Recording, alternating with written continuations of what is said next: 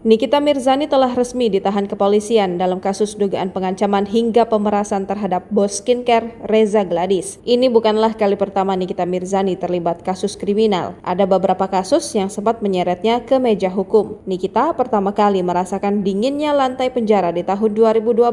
Saat itu dia menjadi tersangka atas penganiayaan terhadap dua wanita kakak beradik, Olivia Mai dan Beverly. Penganiayaan itu terjadi di sebuah klub malam. Akibatnya Nikita menjalani 5 bulan masa tahanan dan dibebaskan pada awal tahun 2013.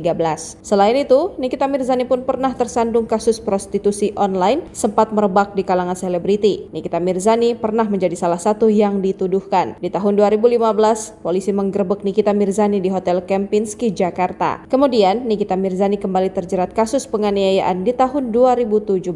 Korbannya saat itu adalah asisten Julia Perez, Lucky. Nikita dan pacarnya saat itu dituduh mengeroyok Lucky di sebuah lokasi hiburan malam di Jakarta. Nikita sempat mengelak dan terjadi saling lapor antara dia dan Jupe. Tak hanya itu, Nikita Mirzani dipolisikan oleh mantan suaminya Sajat Ukra di perkiraan tahun 2018.